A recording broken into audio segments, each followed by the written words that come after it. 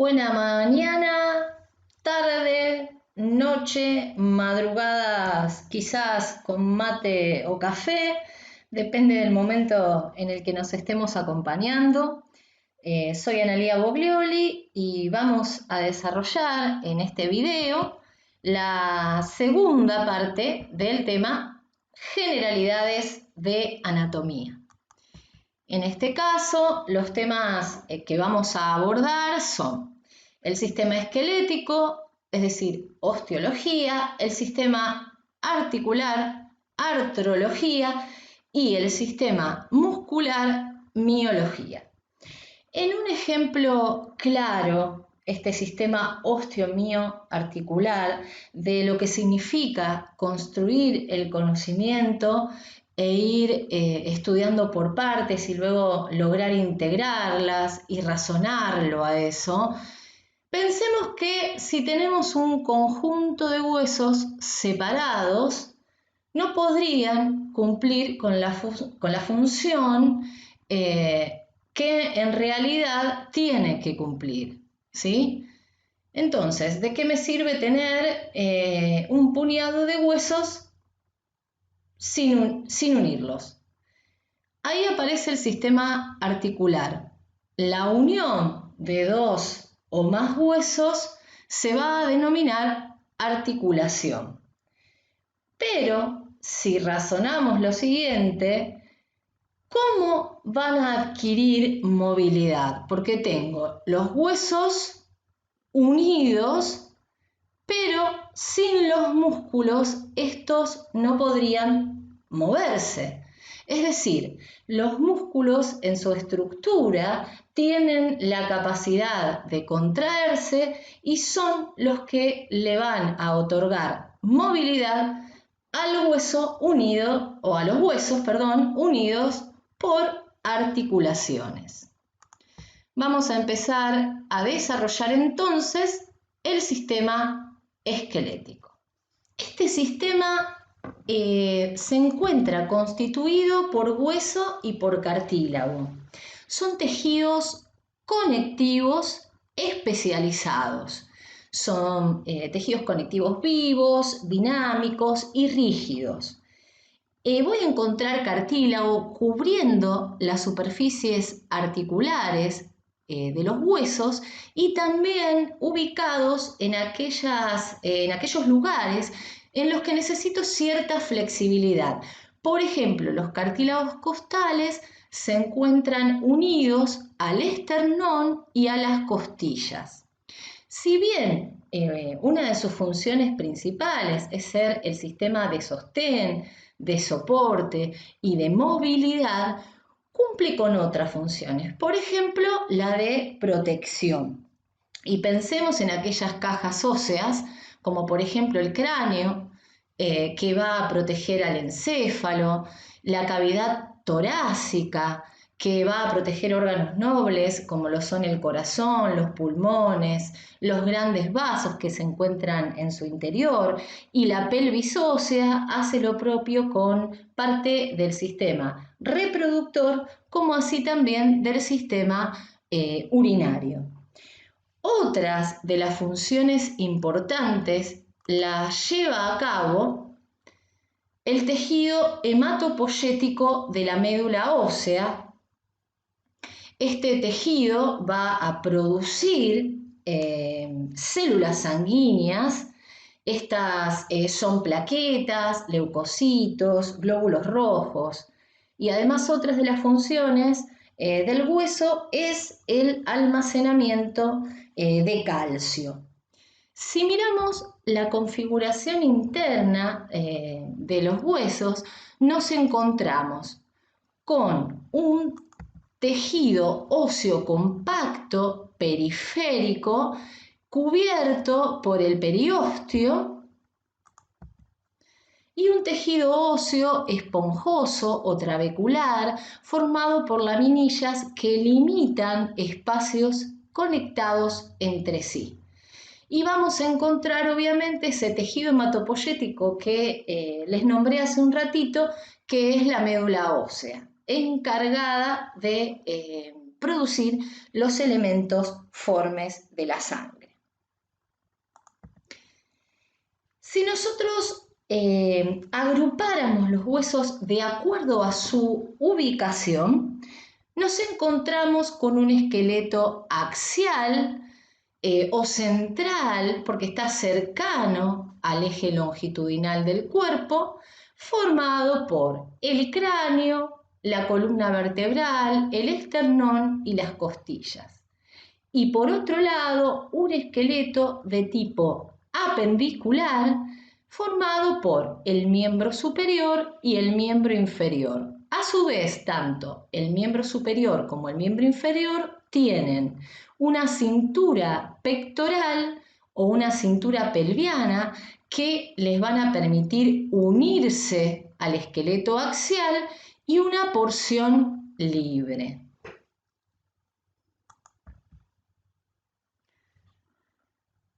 Pasamos ahora a la clasificación de los huesos y lo vamos a hacer en relación a su forma y vamos a tomar en cuenta tres dimensiones: el largo, el ancho y el espesor. Comenzamos entonces por los huesos largos. En los huesos largos va a predominar la longitud por sobre el ancho y el espesor, ¿sí? En los huesos planos, lo que predomina es, además de la longitud, obviamente el ancho, porque estos huesos se pueden denominar o planos o anchos. Entonces, en los huesos planos o anchos predomina la longitud por sobre la longitud y el ancho por sobre el espesor. En los huesos cortos, las tres dimensiones son parecidas, no predomina ninguna, por eso le denominamos cortos. Y entre otros huesos que podemos nombrar dentro de esta clasificación, tenemos los huesos irregulares que tienen formas variadas y particulares, los huesos sesamoideos que reciben ese nombre por su forma, que es la de una semilla de sésamo, y se encuentran anexos a un tendón o a un ligamento determinado.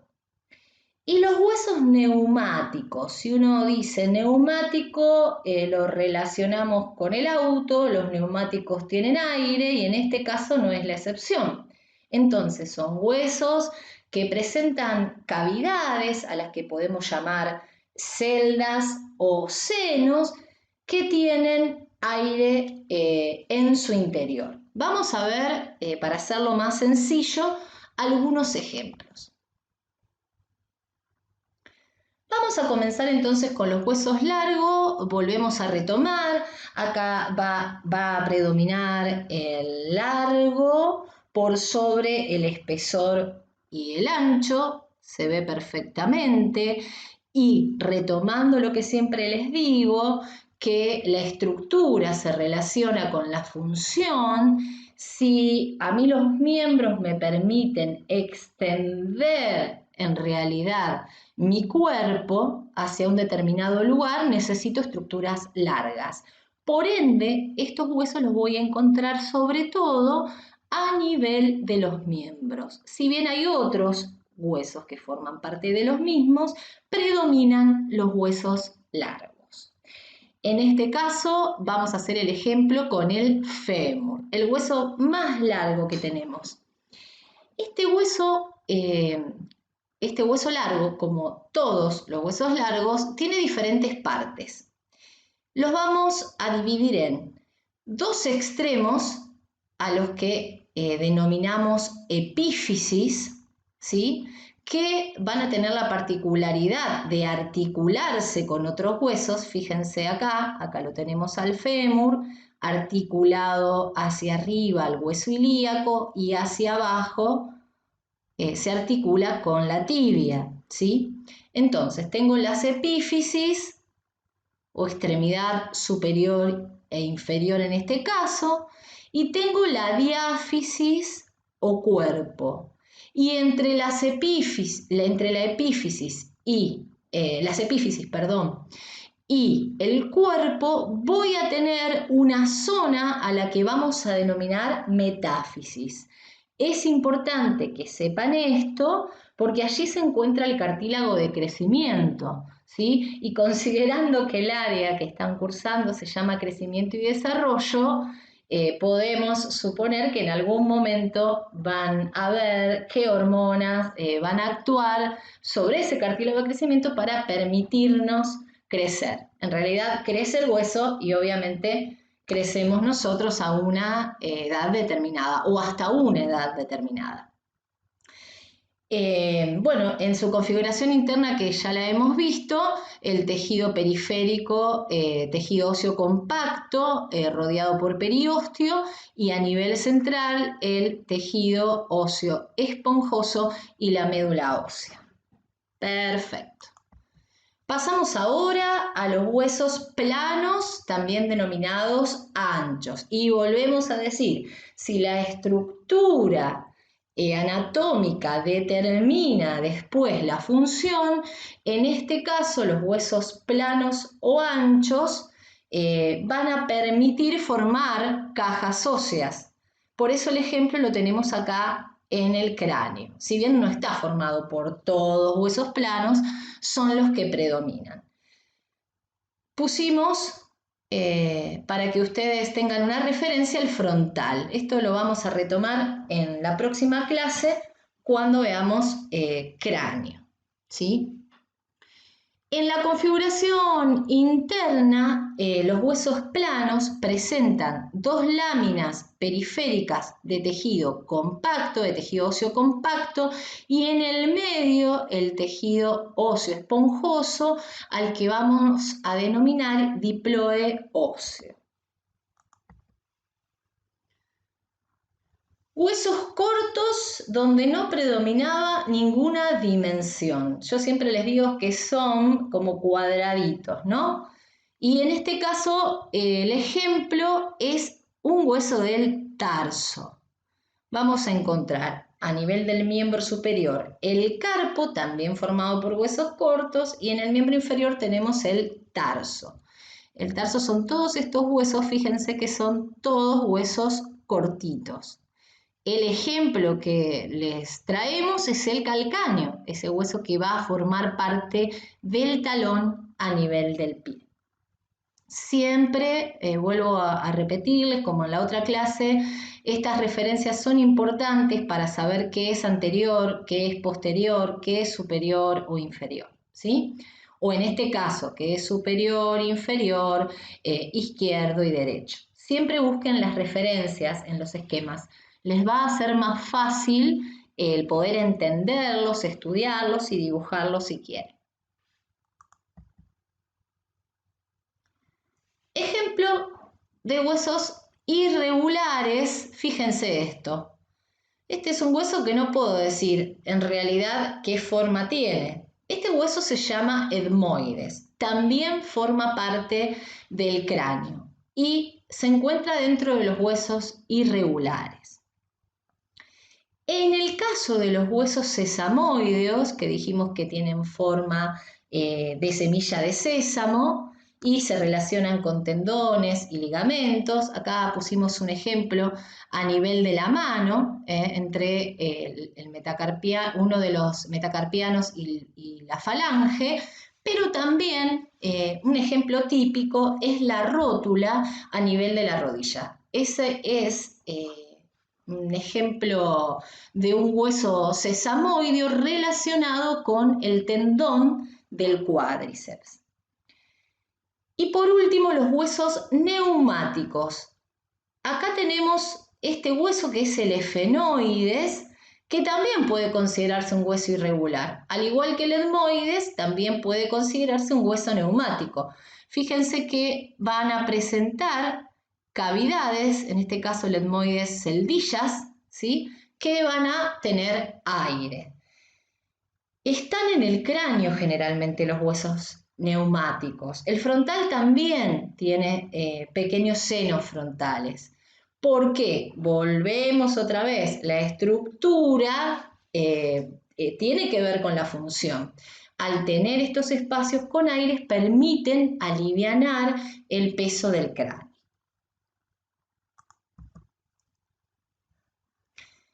Bien, si ustedes ven la superficie de los huesos, estas no son lisas, tienen diversas irregularidades a las que vamos a denominar accidentes óseos. Ya las vamos a ir viendo a medida que describamos diversos huesos específicos, ¿sí? Cuando vean cráneo y vean columna vertebral, que son los temas que siguen, van a ver ustedes que se van a encontrar con esos accidentes óseos.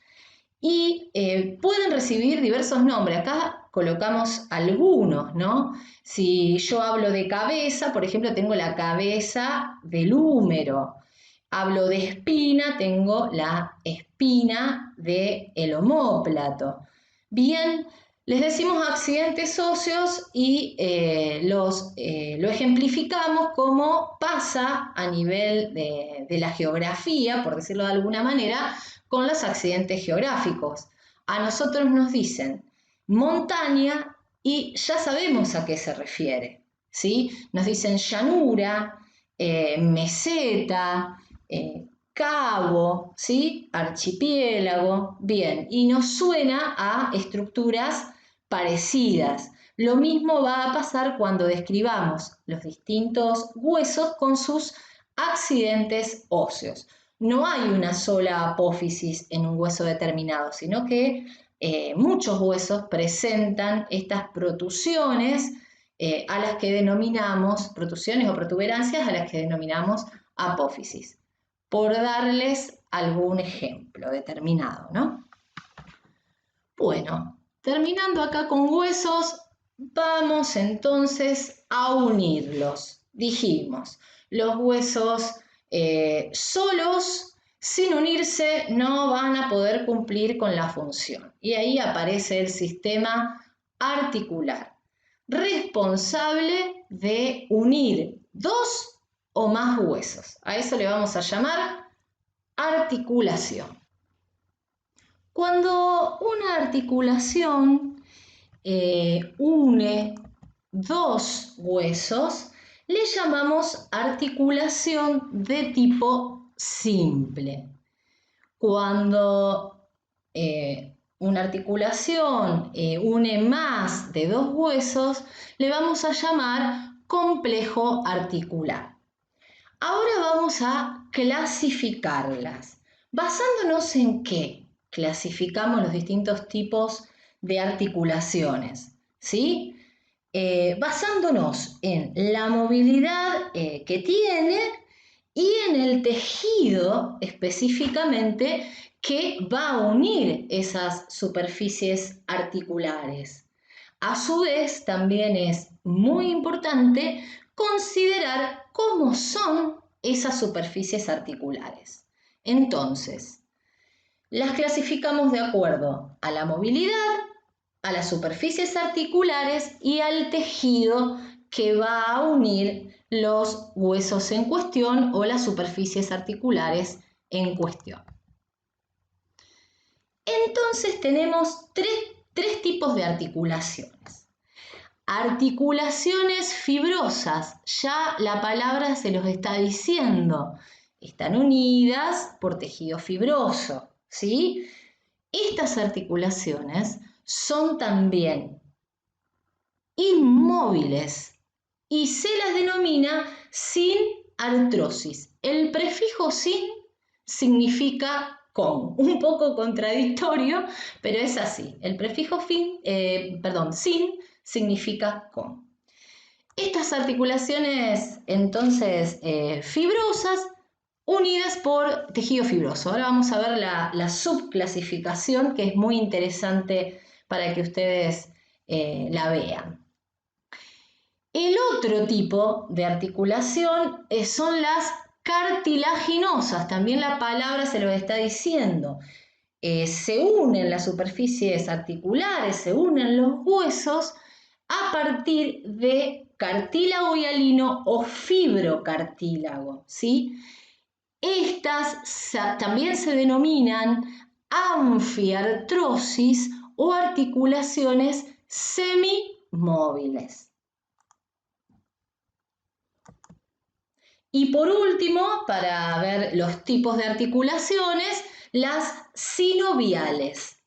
Se denominan sinoviales porque entre los huesos que unen entre las superficies articulares existe una cavidad articular que contiene líquido sinovial. También se las llama articulaciones móviles o diartrosis. Bien, y ahora no se asusten, no es tan difícil como parece, pero dentro de las articulaciones fibrosas, cartilaginosas y sinoviales tenemos diversos géneros, ¿sí? Entonces las vamos a subclasificar. Antes de empezar con eso, me gustaría que piensen en qué región o uniendo qué huesos, ¿sí? Sería importante tener articulaciones fibrosas e inmóviles. Acá tienen el dato, ¿no? Ya lo tienen acá escrito, ahora lo volvemos a ver, a rever. Porque ¿de qué me sirve, de qué me serviría en realidad el cráneo como una caja de protección del encéfalo si los distintos huesos están unidos por articulaciones que se mueven? Sería muy peligroso, ¿no? Así que bueno, para que ustedes se vayan orientando, ¿dónde vamos a buscar los ejemplos de los distintos tipos de articulaciones? Las cartilaginosas o también denominadas semimóviles o anfiartrosis, lo mismo, donde necesito un movimiento mínimo. Acá también tienen los ejemplos típicos de esas articulaciones. Y por último, las sinoviales o articulaciones móviles o diartrosis, pensemos qué parte de nuestro cuerpo, qué región de nuestra anatomía necesita plena movilidad. Los dejo pensar un rato, pero bueno, en los miembros vamos a encontrar este tipo de articulaciones. Necesitamos amplia movilidad en los miembros, ¿no? Bueno, vamos a ir una a una. Él nos va a ir indicando por dónde empezamos. Por las articulaciones fibrosas. Dijimos que las une tejido fibroso, pero a su vez, a partir de qué superficies articulares o cómo son las superficies articulares de esos huesos que unen, vamos a tener una subclasificación. Entonces, dentro de las articulaciones fibrosas tengo las suturas. Las suturas están unidas por tejido fibroso, ¿sí? Después vamos a ver dibujos, esquemas de algunos de los ejemplos. Entonces, si miro cómo es la superficie articular, si la superficie articular es plana, las superficies articulares, perdón, son planas, son lisas, les vamos a llamar justamente planas. Si presentan forma de escamas escamosas, si presentan dientes que van a producir esa unión, ahora vamos a ver bien los dibujos, les llamamos dentadas. Y por último tenemos el ejemplo de la esquindelesis, que es la unión del esfenoide y del vómer, donde hay una cresta que se introduce en una ranura, ¿sí? A eso le llamamos esquindelesis. También las podemos subclasificar en sindesmosis. Dijimos que el prefijo sin significaba con. Desmosis significa ligamento. Por ende, estos huesos se encuentran unidos, estas superficies articulares se van a encontrar unidas por ligamentos. Cuando tengo una membrana interósea, la unión entre las superficies articulares se hace a partir de una lámina de tejido fibroso, por eso le llamamos membrana, ¿sí? La membrana interósea, los ejemplos típicos los van a tener entre los huesos que forman el antebrazo y los que forman la pierna, es decir, entre el radio y el cúbito y entre la tibia y el peroné. La gonfosis, la famosa articulación a nivel de los dientes. ¿Qué voy a tener acá? Una prolongación en forma de espina, ¿sí? Que es lo que llamamos raíz del diente, y un huequito o alvéolo donde esa espina se va a introducir, también unida por tejido fibroso. Buenísimo. Ahora vamos a pasar a algunos ejemplos. Dentro de las fibrosas, la sutura escamosa, dijimos en la superficie articular va a haber una forma de escama, la escama del temporal en este caso es la articulación temporoparietal o también denominada sutura escamosa. La sutura dentada, la unión, fíjense, formas de dientes, ¿sí? Que se van a articular. Obviamente tenemos muchos ejemplos a nivel del cráneo, como dijimos al principio, ¿sí? ¿Qué articula esta sutura? Articula el hueso frontal con los huesos parietales. Es una articulación frontoparietal. Para seguir con los ejemplos, lo próximo que seguía en el cuadro eran las sindesmosis, recuerden, con desmosis con ligamento, unión con ligamentos. El ejemplo siempre guíense acá, que se los ponemos en general para que se ubiquen a nivel de la anatomía del cuerpo humano y llegamos a esta región donde encontramos una unión por ligamentos entre la apófisis coracoides y el acromión, ¿sí? Pasemos ahora a hablar de los subtipos de las articulaciones cartilaginosas o anfiartrosis. Dijimos que las cartilaginosas, las superficies articulares estaban unidas por cartílago articular. Fibrocartílago o cartílago hialino, perdón.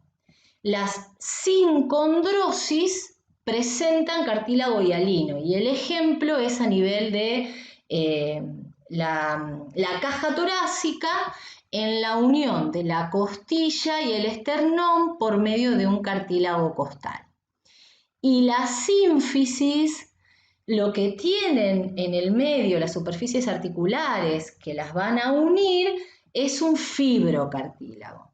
Bien, estas necesitamos una articulación semimóvil por el lado de la parrilla costal para permitir los movimientos respiratorios. Imagínense que si fuese rígida nos costaría muchísimo poder respirar. Siempre hay un movimiento de la parrilla costal y de las costillas, obviamente, que es como si eleváramos el asa de un balde. Eso nos va a permitir expandir el tórax. Y acá está el ejemplo de la sincondrosis. Recuerden, sin significa con, sería con cartílago la unión. Y a nivel de la sínfisis pubiana, pubis derecho, pubis izquierdo, en el medio un fibrocartílago. ¿Cuándo vamos a necesitar ese movimiento, esa articulación semimóvil? Por ejemplo, en el momento del parto. Bien. Y ahora vamos a pasar a las sinoviales.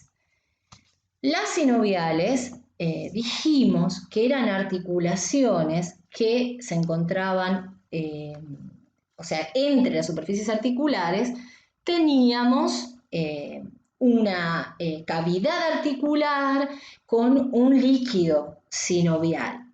Bien, pero a su vez tenemos distintos géneros.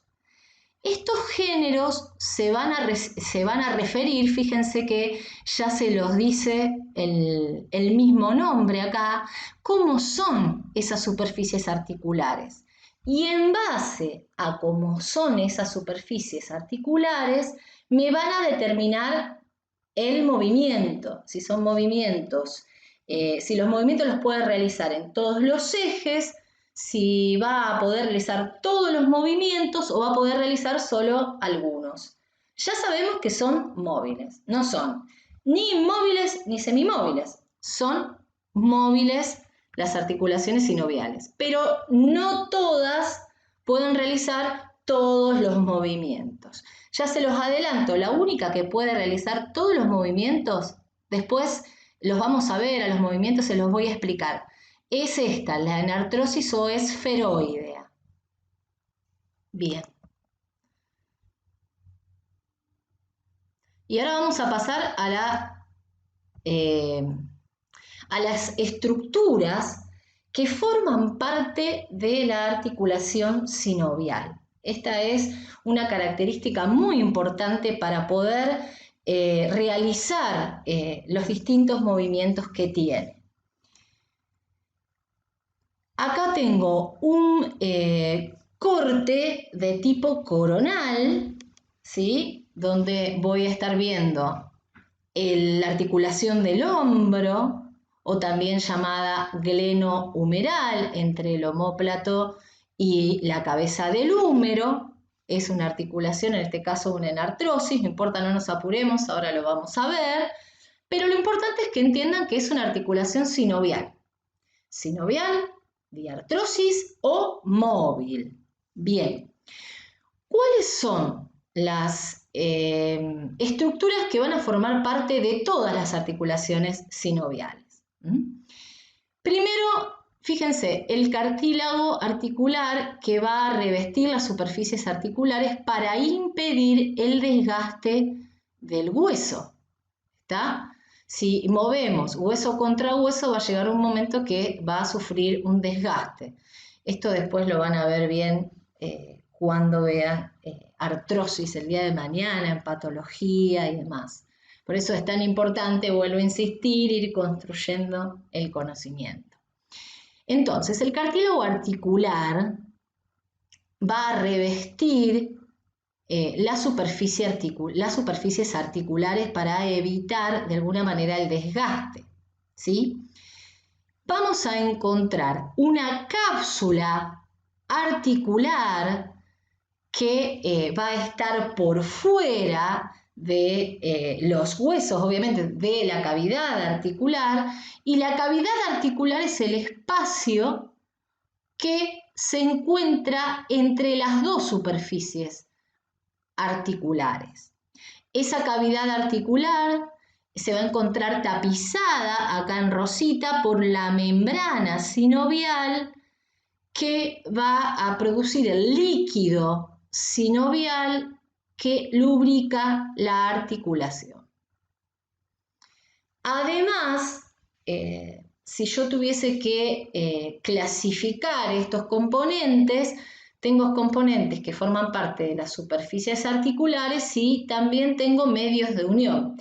La cavidad articular es un medio de unión, como también lo son los ligamentos que van a ir de uno a otro hueso para reforzar la unión en la articulación.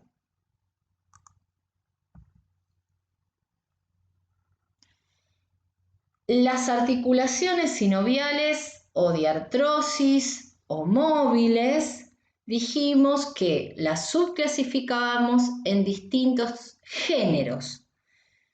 El tipo es articulación sinovial. Los géneros van a depender de el tipo de movimiento que puedan realizar y eso va a depender obviamente de las superficies articulares que una la articulación.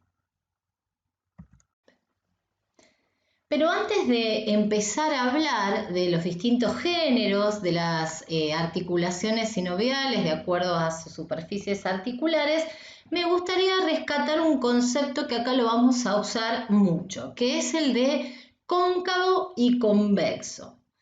Vamos a dar un ejemplo cotidiano.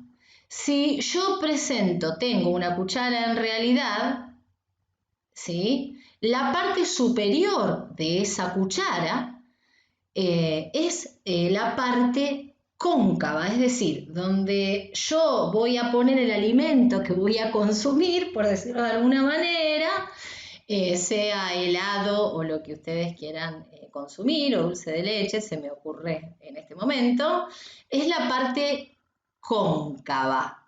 Y la parte de abajo, que tiene la pancita, es la parte convexa. Entonces, el concepto de cóncavo y convexo tiene que quedar claro para poder entender algunas apreciaciones que vamos a hacer ahora.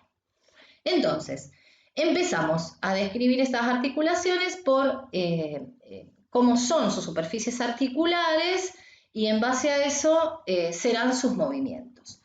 En este caso, primera, articulación de género artrodia, donde sus superficies articulares son planas. Esta articulación presenta movimientos de deslizamiento. Pasamos a la segunda, que son cilíndricas, y ahí tenemos dos articulaciones o dos géneros. Por un lado la troclear, también llamada gínglimo, y por otro lado la trocoide. La troclear presenta una superficie articular en forma de polea que va a tener una ranura o un surco y otra superficie articular en forma de cilindro, porque son cilíndricas, que va a presentar un saliente que se adapta a la ranura de la polea.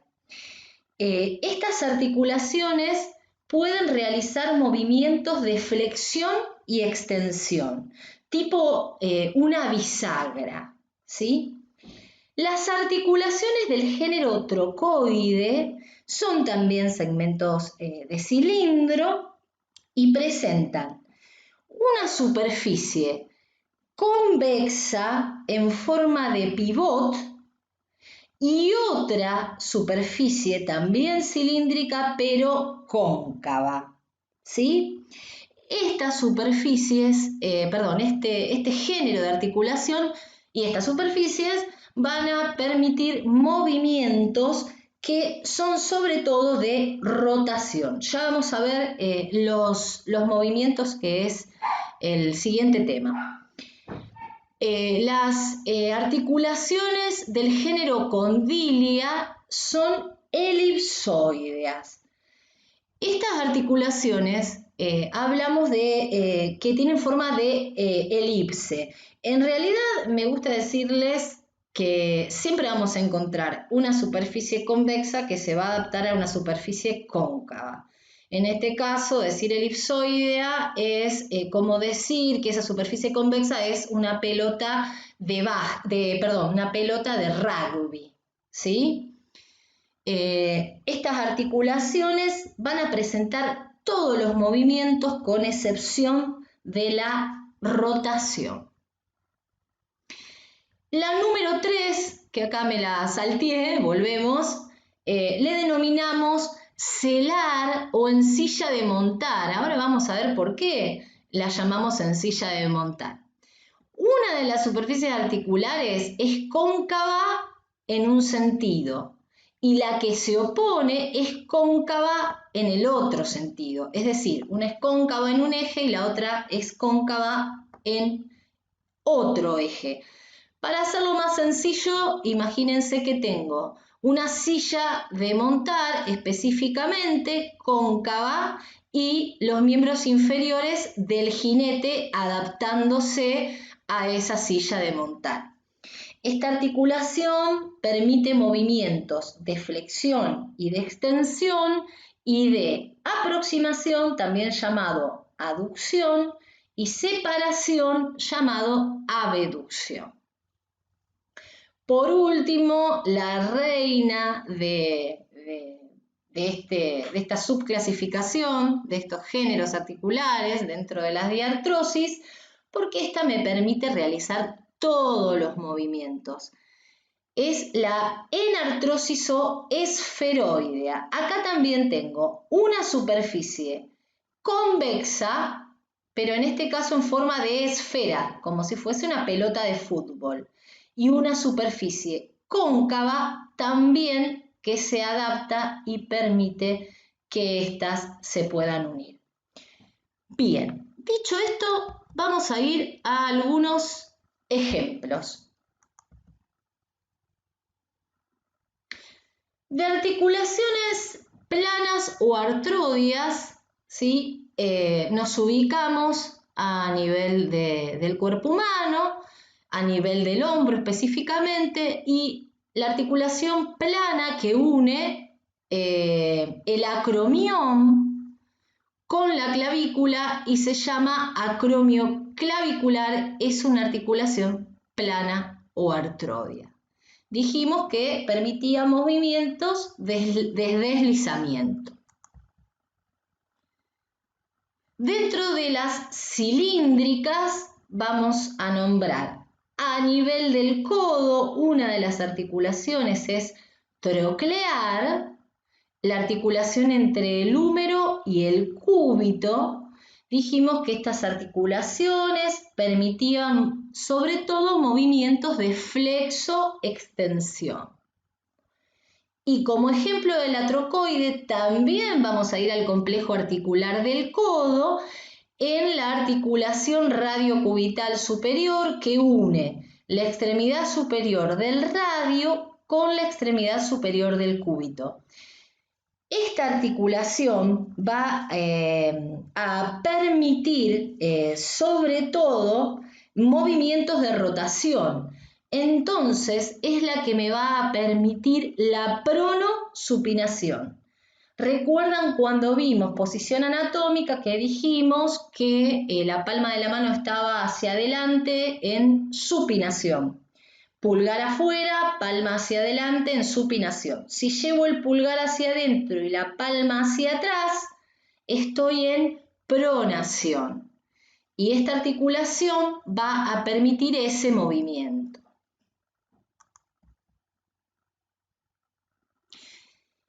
Dentro de los ejemplos de la articulación celar o en silla de montar, tenemos a la articulación esterno-costoclavicular. Ahí les dice que une, ¿no? El esternón con el primer cartílago costal y la extremidad interna de la clavícula. Esta es la clavícula.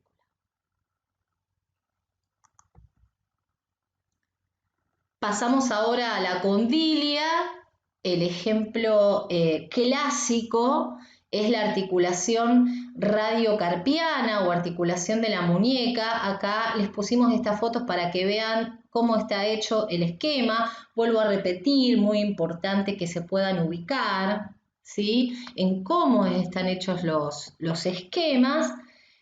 En este caso decíamos una superficie convexa en forma elipsoidea o de pelota de rugby y una superficie cóncava que se opone a la misma. Sobre todo, esta articulación va a permitir todos los movimientos. Con la muñeca podemos hacer todos los movimientos, pero no podemos realizar la rotación. Y por último, las enartrosis o esferoideas, superficie convexa en forma de esfera que se une a una superficie cóncava también que se adapta, ¿no? Acá tenemos la articulación glenohumeral entre el omóplato y la cabeza del húmero. Esta es la más importante dentro de las articulaciones del hombro y permite todos los movimientos. Flexión, extensión, rotación interna, rotación externa, separación y aproximación, y también la circunducción, que es la unión de todos los movimientos. Permite los movimientos en todos los ejes. Y ahora sí, hablemos de movimientos y movámonos un poco gracias a las articulaciones, gracias a que las articulaciones unieron a nuestros huesos. Entonces, dentro de los términos de movimientos que vamos a desarrollar, encontramos el primero, el más simple, que son la flexión y la extensión. En este caso, flexión del miembro superior, extensión del miembro superior. Lo mismo a nivel del miembro inferior. Cuando nosotros realizamos la flexión, lo que estamos haciendo con ella es disminuir el ángulo existente entre dos estructuras, ¿sí? O el ángulo formado entre dos huesos. Esto que ven acá son los ejes sobre los cuales se realiza determinado movimiento, ¿sí? En este caso, en la flexión disminuyo el ángulo y acerco estructuras. En la extensión, acá tengo casi un ángulo llano, las alejo. Acá tengo flexión de antebrazo, extensión de antebrazo. Flexión con disminución del ángulo entre el muslo y la pierna es flexión de la pierna y extensión de la misma. O flexión del tronco que lo acerca al muslo o extensión del mismo que lo aleja. El próximo movimiento es hablar de separación o abducción y el otro término es aducción o aproximación. ¿Qué significa esto? Cuando el extremo distal no articular se va a alejar del plano sagital medio, le llamamos abducción. Cuando se acerca le denominamos aducción. ¿Sí?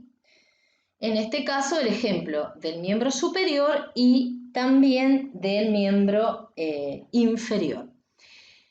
En la rotación se produce el movimiento de un segmento del cuerpo determinado, en este caso el miembro superior, sobre un eje que es longitudinal. Y también tenemos la rotación externa y la rotación interna, hacia afuera, hacia adentro.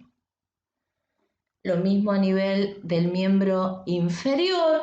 Y acá algunas cosas para referirnos con respecto a los pies, específicamente a las acciones de la articulación del tobillo particulares. Cuando acercamos o elevamos, el extremo anterior del pie, lo llamamos flexión dorsal. Esto lo hace la articulación del tobillo, ¿sí? Esto se denomina flexión dorsal. Fíjense que elevamos el extremo anterior del pie. Cuando lo descendemos, se denomina flexión plantar. Otros términos de movimientos particulares son, también a nivel del tobillo y del pie, la eversión y la inversión. La eversión asocia dos movimientos y la inversión también. En la eversión se asocian la abducción del pie y la rotación interna. Y en la inversión, la aducción del pie y su rotación externa.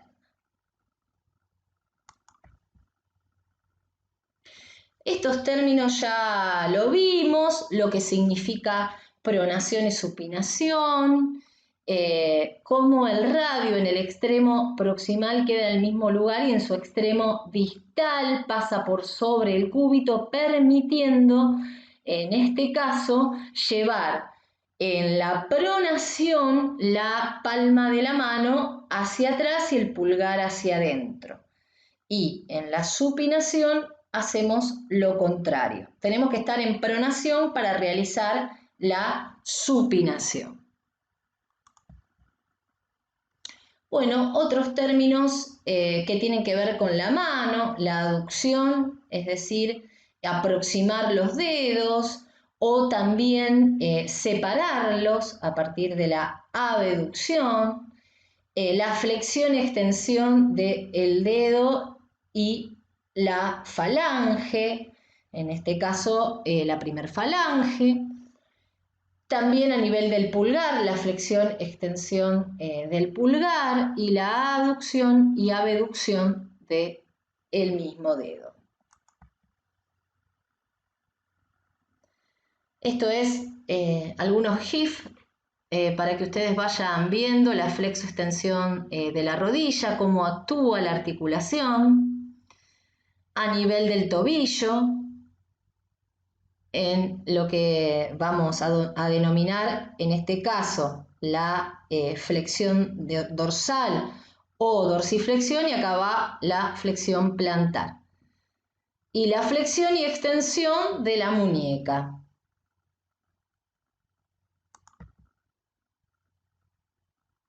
Lo mismo, pero con un ejemplo de los distintos géneros, en este caso la articulación en artrosis o esferoidea.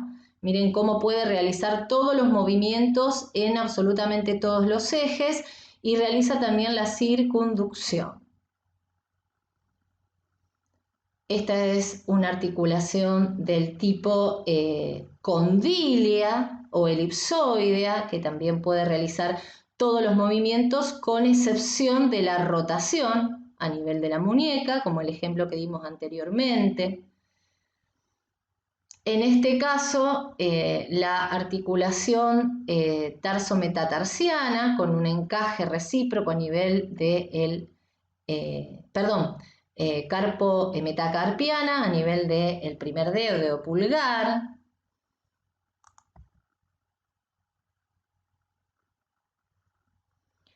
El atlas y el axis ya lo van a ver en la clase de columna vertebral, que son las dos primeras vértebras cervicales que me permiten la rotación específicamente de la cabeza sobre la columna vertebral.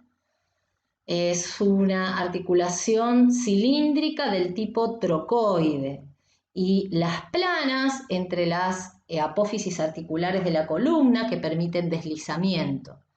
Y este ejemplo está buenísimo de las trocleares o también denominada gínglimo, con movimientos de flexo-extensión que se las compara con una bisagra, como les dije anteriormente. Pasamos ahora a miología, sistema muscular. Esto va a ser cortito, pero importante también. Vamos a ver los tipos de músculo.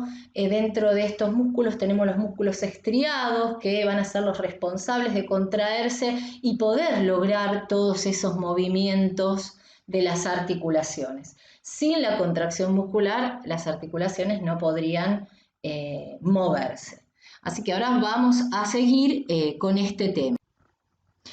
Entonces decimos que los músculos o el sistema esquelético está formado por formaciones, justamente está formado por estructuras a las que denominamos músculos, ¿sí? Con esta gran capacidad de poder contraerse y disminuir su longitud.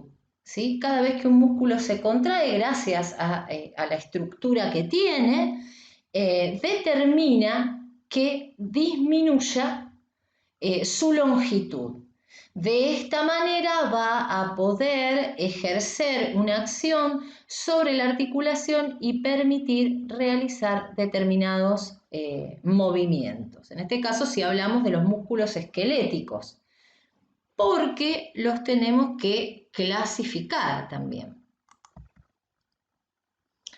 Tenemos tres tipos de músculos.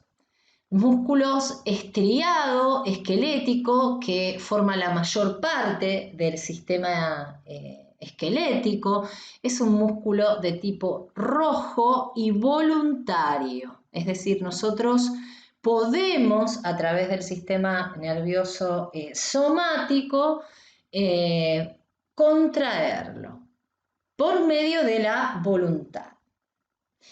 El músculo estriado cardíaco es el músculo que forma parte del corazón, es rojo y es involuntario, al igual que el músculo liso, que en este caso es blanco pero involuntario también, ¿sí? Es decir, en este caso el músculo liso está regido por el sistema autónomo, el sistema nervioso autónomo. Vamos a explicar las generalidades, esto ustedes después lo van a profundizar, porque lo van a ver la estructura microscópica en histología y van a ver esa función de contracción en fisiología. Decíamos que la mayor parte de los músculos son estriados esqueléticos, ¿sí? Y también dentro de estos músculos tenemos aquellos que son superficiales y músculos profundos. Dentro de los músculos estriados esqueléticos también encontramos distintas formas que les dan distintos nombres. Por ejemplo, este tipo de músculo se denomina músculo fusiforme porque tiene un vientre muscular en el medio y en los extremos son los lugares donde se encuentran los tendones, que son las estructuras que se van a insertar en los huesos. Quiero que tengan en cuenta, porque es muy importante, que si yo voy a volver atrás, a ver si puedo, siempre es necesario tener entre la inserción proximal y distal de los tendones de un músculo, una o a lo mejor dos articulaciones en el medio, para que cuando se contraiga pueda ejercer un movimiento. Si yo tengo un músculo que va del húmero al húmero, obviamente no hay ninguna articulación en el medio, no va a producir ningún tipo de movimiento y sería en vano que así fuera. Así que cada vez que vean un músculo en su inserción proximal y en su inserción distal, tengan en cuenta que siempre va a tener alguna articulación a la que movilizar. Volvemos. Perdón esta desprolijidad. Decíamos el músculo fusiforme, de acuerdo a su forma, en forma de huso, por eso se lo llama fusiforme. Este músculo se denomina bíceps, tiene dos tendones proximales, dos vientres, por eso bíceps, y termina en un tendón común. Al contrario de este músculo que se lo denomina digástrico, donde tengo dos vientres pero con un tendón en su parte media. También podemos encontrar músculos con forma de pluma que les vamos a llamar penniformes. O también músculos del tipo anchos. Los músculos anchos son aplanados y generalmente se los va a encontrar formando parte de las paredes de las grandes cavidades como el tórax o el abdomen. Este por ejemplo, es un músculo cuadrado porque tiene los cuatro lados iguales. Son las distintas formas que pueden adoptar estas estructuras musculares. Por otro lado, el músculo cardíaco, con su capacidad contráctil, presenta una inervación intrínseca y otra extrínseca, el corazón para poder contraerse.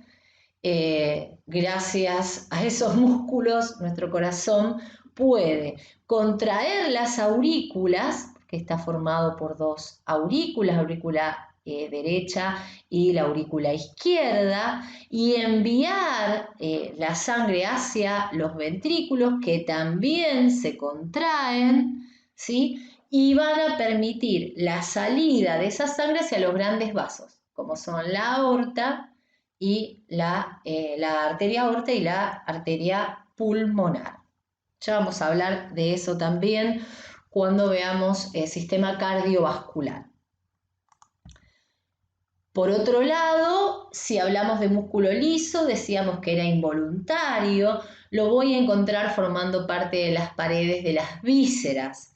Por ejemplo, acá vemos el aparato digestivo, donde existen movimientos peristálticos gracias a esos músculos que, gobernados por el sistema autónomo, permiten su contracción, ¿sí? Y se va realizando el tránsito del bolo alimenticio. Yo no puedo decidir cuándo realizar un movimiento peristáltico, lo realiza el sistema nervioso autónomo. Por eso decimos que son, vuelvo a repetir, involuntarios. Tampoco puedo decidir cuándo disminuir el diámetro de la pupila o aumentarlo. Eso se denomina miosis o midriasis, respectivamente. Y se logra gracias a músculos lisos que se encuentran a nivel del iris, ¿sí? Que son constrictores o dilatadores del iris. También, obviamente, al ser músculo liso, inervado por el sistema nervioso autónomo. Muy bien, nuestra bibliografía para que tengan en cuenta para ir estudiando.